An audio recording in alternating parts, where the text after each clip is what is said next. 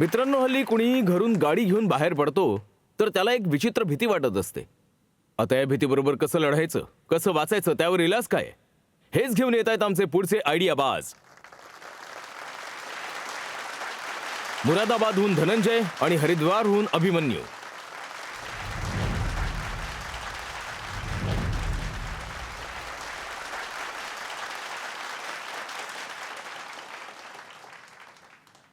नमस्ते. नमस्ते. आमच्या या मंचावर तुमचं खूप खूप स्वागत आहे. धन्यवाद. आणि तुमच्या पिचसाठी तुम्ही तयार आहात एकदम? हो, नक्कीच.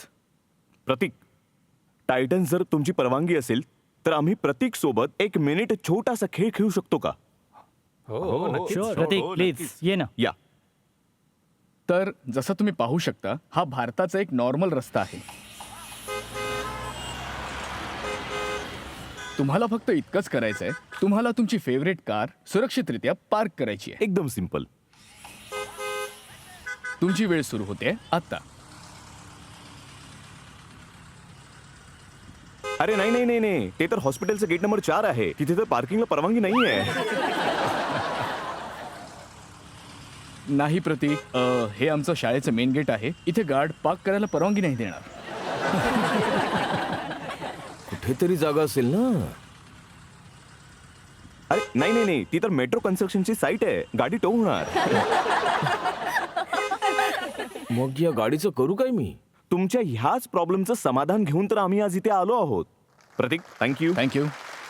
फारच प्रॅक्टिकल प्रॉब्लेम आहे. रोज सामोरे जातो आम्ही याला. तर टायटन्स, आज प्रवाशांना लांबच्या अंतरामुळे नाही तर आपल्या ठिकाणावर पोहोचल्यावर पार्किंग न मिळाल्याने जास्त त्रास होतो. आणि ही पार्किंगची समस्या फक्त तुमची आणि माझी समस्या नाहीये. आजच्या तारखेला हा एक राष्ट्रीय प्रश्न झालेला आहे. एका लीडिंग सर्व्हेनुसार एक सर्वसामान्य कार मालक वर्षातले 120 तास, जवळजवळ 5 दिवस फक्त पार्किंग शोधण्यात वाया घालवतो. खरं बोलताय तुम्ही?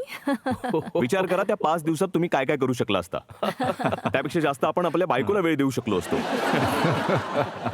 याशिवाय दिल्लीसारख्या शहरात एका दिवसात 1 करोड गाड्या पार्क होतात, परंतु ऑफिशियल नंबर पार्किंग स्पॉटच्या जागा फक्त 94,000 आहेत. म्हणजे एका पार्किंगच्या जागेवर 106 गाड्या पार्किंग शोधत आहेत. दिल्ली पोलिसांकडे रोज 250 पेक्षा जास्त तक्रारी येतात फक्त पार्किंगची भांडणे सोडवण्यासाठी. टायटन्स, आता तुम्हीच सांगा, police law and order maintain करतील की शर्माजींची आणि चोपडाजींची गाडी पार्किंगमध्ये लावतील?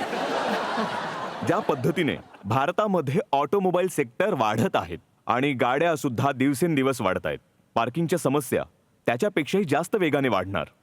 आणि या समस्येचं समाधान आम्ही तुमच्याकडे घेऊन आलोय. नमस्कार टायटन्स, मी आहे deputy commandant Dhananjay Bhardwaj, retired. आणि मी आहे अभिमन्यू सिंग. आणि आम्ही घेऊन आलो आहोत ब्लिप ॲप.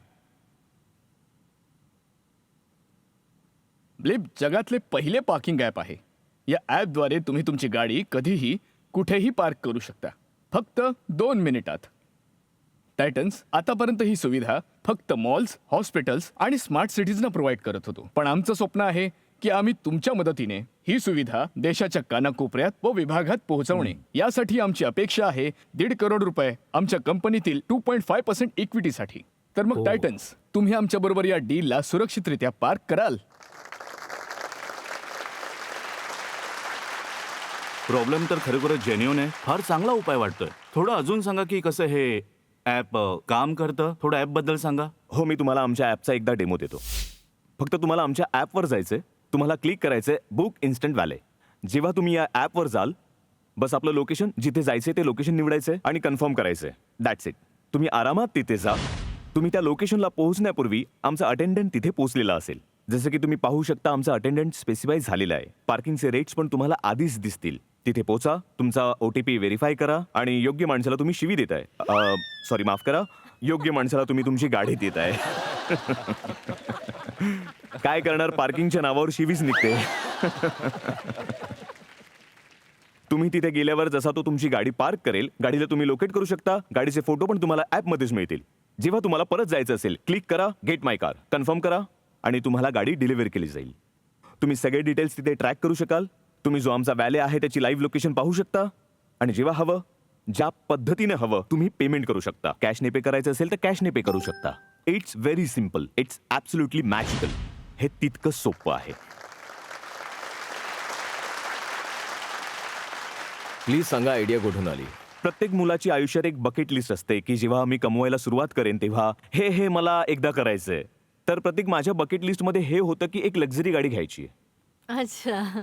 तर 2018च्या जवळपास मी इतकी सेव्हिंग केली की मला एक एंट्री लेवल लक्झरी गाडी परवडू शकेल. चेन्नईवरून मी गाडी विकत घेतली आणि माझी फार इच्छा होती की मी एकदा माझ्या आईला गाडीतून फिरून आणेन, तिला फार छान वाटेल. आणि तेव्हा माझे प्रिय मित्र जे तेव्हा स्टील ऑथॉरिटीमध्ये काम करत होते, हा बोलला चल मी पण येतो, दोघं भाऊ एकत्र जाऊ. तर आईकडे एक जुना फोन होता. आम्ही म्हटलं आई करोलबागला आम्ही आलोय, इथे एक फेमस मार्केट आहे गफार मार्केट जे इलेक्ट्रॉनिक्ससाठी फेमस आहे, चल तिथून तुझ्यासाठी एक नवीन फोन घेतो. जवळजवळ 20-25 मिनिटे गाडीसाठी आम्ही पार्किंग शोधली, नाही मिळाली. थोड्या वेळानंतर एक निळ्या टी शर्ट मधला माणूस दिसला. त्याच्या टी शर्ट वरून वाटलं की तो पार्किंगवाला आहे. तर आम्हाला वाटलं चला पार्किंगवाला मिळाला. त्याने आम्हाला रोडजवळ एक जागा दाखवली. तो म्हणाला सर इथे गाडी पार्क करा. आणि त्याने आम्हाला म्युनिसिपल पेपरचे तिकीट पावती दिली. आम्ही 2 तासांनी जेव्हा परत आलो, गाडी गायब. आमच्या पायाखालची जमीनच निसटली की गाडी कुठे. आम्ही त्याला बोललो की गाडी घेऊन ये भाऊ.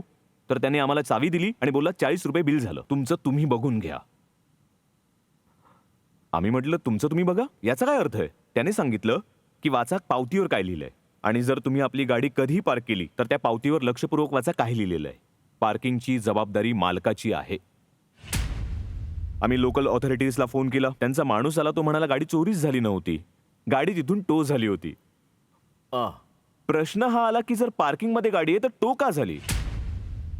हा त्याचं उत्तर अजूनही आम्हाला मिळालेलं नाहीये. हा थोडासा माझा इगो हर्ट झाला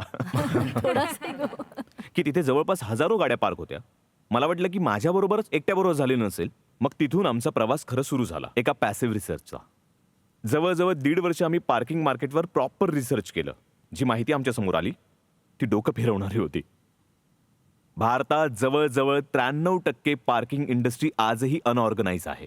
सो कॉल्ड पार्किंग ठेकेदार, काही ठिकाणी पार्किंग माफियाद्वारे ऑपरेट केली जाते.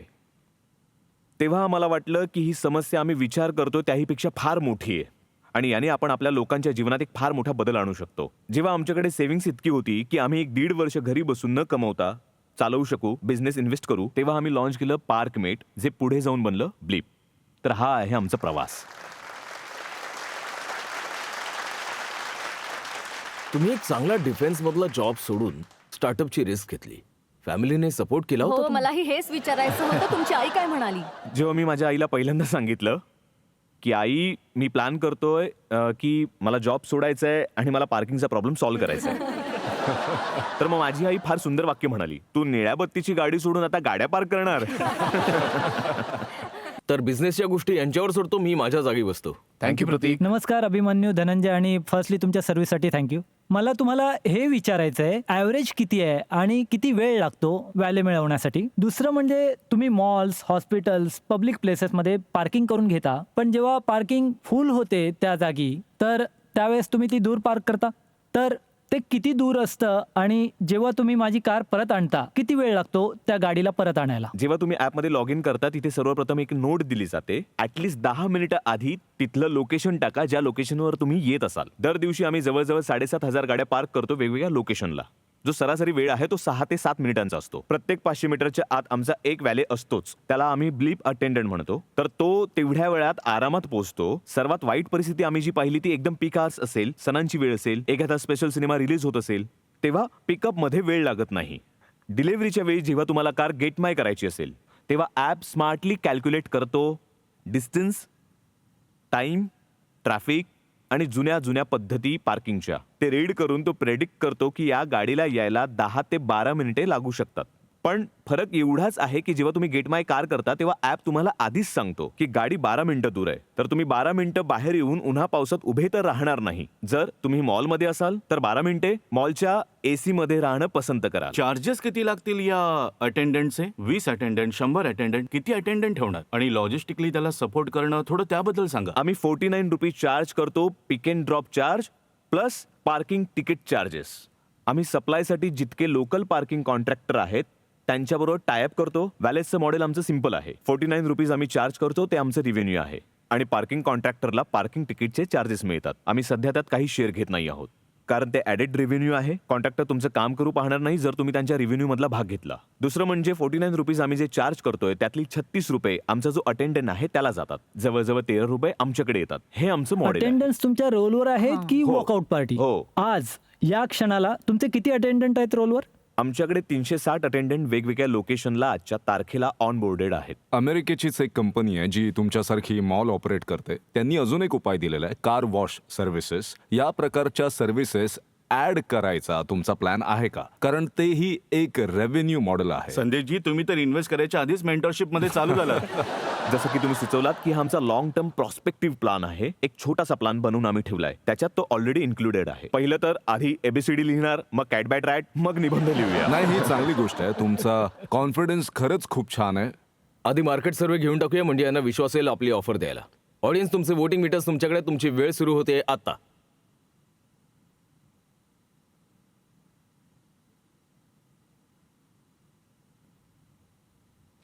फार वर खाली होते. Mini heart attack.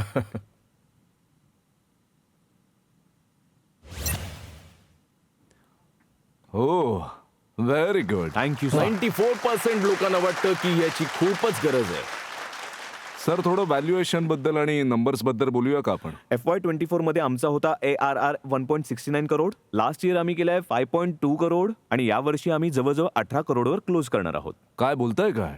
मग आता तुमची डिमांड काय आहे? हो, आम्ही नोव्हेंबरमध्ये आम्ही प्री सिरीज राऊंड रेज केला होता जवळजवळ 7.5 करोडचा.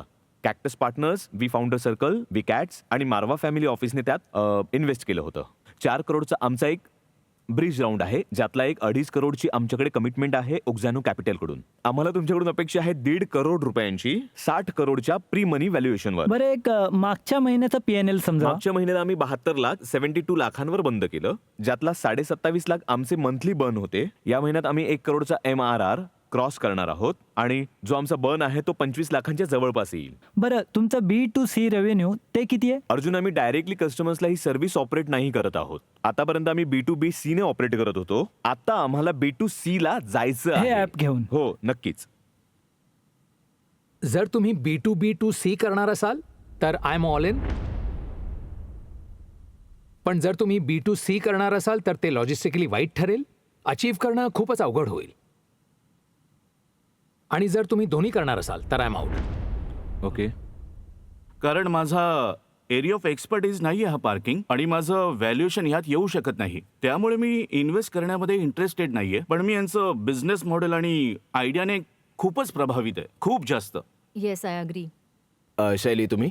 सो मी तर तुमचे युजर बनणार आहे, but I would like to sit out, कारण मला असं वाटतं की हा माझा नॉलेज एरिया नाहीये. But I champion you from the outside. Thank you. Arjun? अजून B2C लॉन्च झालेलं नाहीये आणि B2C मध्ये मला वाटतं बर्न जास्त होणार. तर B2C लॉन्च होईपर्यंत बिझनेस मॉडेल क्लिअर नाहीये, तोपर्यंत मला हात मिळवायचा नाहीये. आता संदेशजी, तुमच्याकडे येऊया. तर मी 50 लाख इन्व्हेस्ट करायला ओके आहे तुमच्या चालू व्हॅल्युएशनला. नक्कीच सर.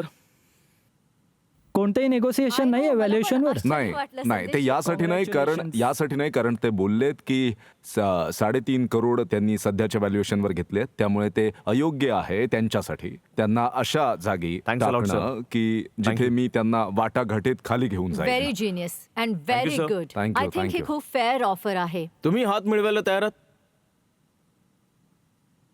हो. तर मग या.